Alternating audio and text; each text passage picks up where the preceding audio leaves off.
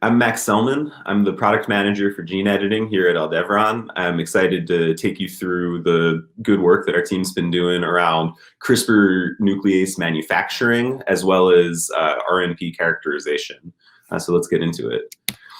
First, a little bit about Aldevron, a company that is focused on manufacturing for the cell and gene therapy space. So we do custom plasmid DNA, protein, and mRNA manufacturing from research grade through GMP. We're working with clients from very early stage development through commercial applications. Our clients are really doing exciting and important work, and our goal, our vision as a company, is to be the premier supplier of these components, plasmid, protein, mRNA, across the space. Now, getting into the CRISPR nucleases a bit, what you see here on your screen are the 4 nucleases that Aldevron currently has in the catalog. The philosophy that we've driven for here with these products is consistency. So not only consistency in product design, but also consistency across quality grades. So first, product design. What you see is that we keep a very clean and consistent construct design. So no affinity tags, no bells and whistles, just the simple nuclease and nuclear localization signals that you need in order to perform gene editing, in cells in vivo. What sets us apart is not only this simple design, but the fact that for our higher quality nucleases, which I'll talk more about at the GMP or GMP source quality level, we actually use the exact same construct with the same manufacturing method released to virtually identical specifications. So the idea here is that as you work with Aldevron, you can scale in quality as you move from the bench into kind of a preclinical environment and then eventually into clinical trials. So in terms of QC specifications, this is something that our team has put a lot of thought into in terms of making sure that we have a panel that really reflects what clients need in order to take a CRISPR nuclease into the clinic. So we think about our QC tests in, you'd say, 2 buckets: product characteristics and critical contaminants.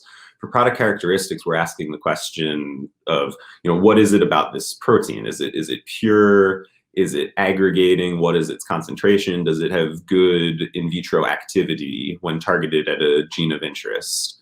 Additionally, we're going to test for a variety of contaminants, asking and answering the question, what is it that's in this tube besides just the Cas protein? So in this context, we're looking for DNases and RNases. We're looking for endotoxin, sterility, host cell protein, things like that. It's a very robust panel, and the most robust QC panels for an off-the-shelf CRISPR nuclease on the market. We think this gives our clients good confidence that there's robust testing around the products that they're using, whether it's at the benchtop or in the clinic actually treating patients. There's a lot of work that went into establishing these assays. We want to make sure that over time, we're going to be able to do these evaluations and make ourselves confident that we're providing a consistent product lot over lot to clients. And so to that end, we put the assays that we developed through their paces in order to get to the point where we could be confident that we have a high degree of manufacturing reproducibility for these Cas9s. So the graphics that you see here on the screen, from left to right, we have activity, HPLC profile, as well as analytical size exclusion profile, looking at aggregation for 3 different lots of our wild-type SP-Cas9 product. And what you see is that they overlay very nicely, indicating to us that lot-to-lot variation is very low with these products. Here's an example of Aldevron's Cas9 in action.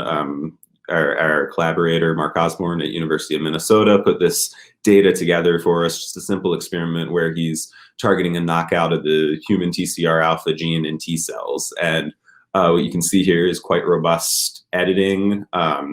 Since this data was generated, we do have clients that have gone on to pursue a similar strategy in actual clinical trials using Aldevron Cas9 to edit T cells as part of a therapeutic approach. We want to understand that our QC assays are working, not just over time, but just that they can detect degradation, that they can detect adulteration of a sample. And so to that end, we took our Cas9 and we exposed it to a variety of adulterating factors, a change in pH to more acidic pH, exposure to peroxide, high temperature, as well as a peptide digest. And the idea here was to look at each of our assays to make sure that we can, in fact, detect degradation products. And so looking here, we've got our concentration assay as well as our in vitro activity assay. And you can see that in each instance, the control in orange here stays quite constant. But under the circumstances where you've changed the storage condition or introduced some sort of adulterating factor into the sample, what you see is that we are able to detect the breakdown of the product, indicating that the assays are working. Here's another look at something similar where we're looking at our reverse phase HPLC purity assay, as well as our analytical size exclusion chromatography assay to detect aggregation. In each instance, we are able to detect either the breakdown products or the aggregates, again, just giving us high confidence that that the assays are working, that they're fit for purpose, and they'll tell us what we need to know about the protein. Finally, just some interesting work around stability. Of course, clients are interested in understanding that the Cas9 protein they procure from Aldevron is stable. They're able to use it across their program or throughout a clinical trial. And so we did a couple interesting experiments here. One was just a fairly straightforward thermal shift assay looking at melting point for the unbound or APO SP-Cas9 versus Cas9 that's been complexed with a guide RNA into an RNP. What we saw is that the complex is significantly more thermostable when together with the guide compared to just the APO-Cas9. There's a much higher melting point. However, we did see that the Cas9, when stored consistently at a high temperature, did have reduced activity. So it reinforces our recommended storage of obviously cold storage, but also does indicate, this was our first indication that Cas9 is quite stable as an enzyme when stored appropriately, and also the ribonucleoproteins as a complex are a quite stable complex. We've been doing stability studies on the Aldevron SP-Cas9 as we do stabilities on all our products, and what you see here is a research grade for wild type Cas9. It's quite stable at our recommended storage temperature, and we think that's quite remarkable, and it's been able to support clients over time here. So we're very happy about that, and we're continuing to assess stability and see if there's ways to enhance this in our products. So hopefully more news there in the future.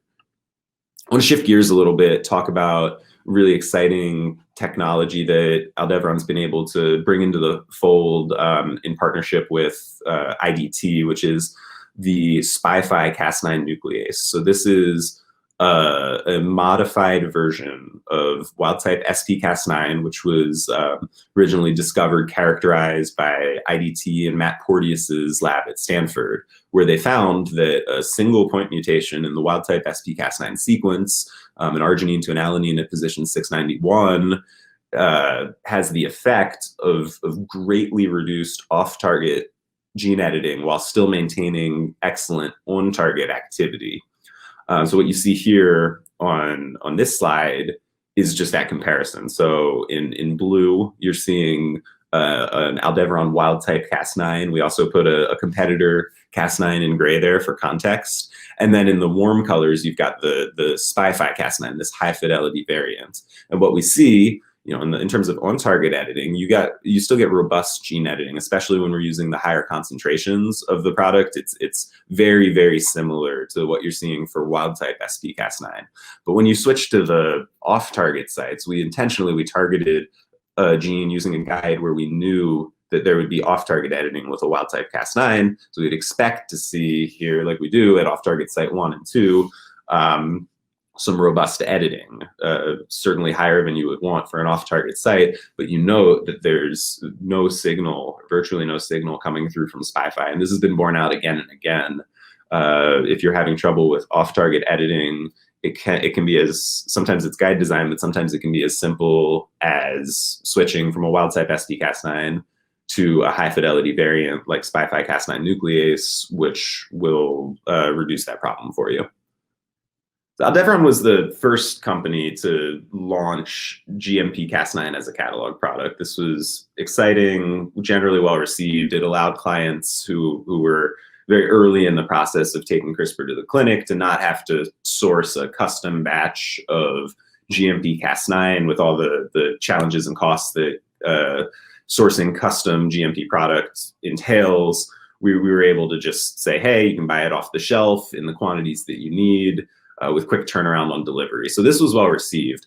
What we see as the next step, and we'll spend the last few minutes here talking about, is to actually manufacture the RNP complex. So as clients' requirements scale up, the idea is we're not going to just deliver Cas9, we're going to deliver Cas9 that has been complexed with their guide of interest, QC tested, aliquoted, and released as ready for use.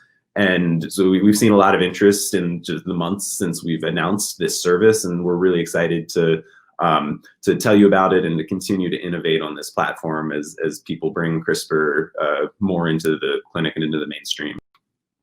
So again, a review from earlier, this is the QC test panel that Aldevron uses for the CRISPR nucleases. What we were able to do is take this panel and adapt it to RNP. So you're looking at very similar criteria in terms of wanting to have activity, wanting to have a product free of contaminants. But of course, there are some assays that did need to be developed or customized to RNP production from our CRISPR panel. So I'll talk about those briefly.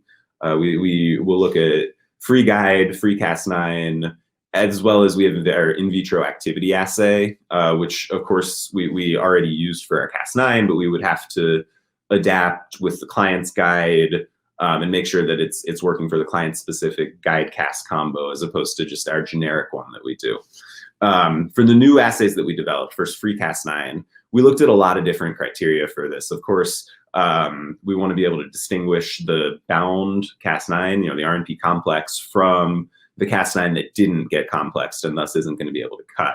We looked at a lot of different methods for doing this analysis, and it was challenging for our team to get the resolution between the free and the bound Cas9. We eventually landed on an analytical cation exchange method, which was able to provide that good resolution, and we're able to distinguish in a RNP formulation between bound and unbound or apo Cas9 protein. Finally, the free sgRNA assay. We likewise, you want to understand how much of your guide has been bound up in complex versus is free in the solution. What we were able to land on was a native page assay, fairly straightforward, but functional. We're able to measure and quantify the amounts of unbound or free guide RNA that's in the solution and is not bound up with the Cas9 in the complex.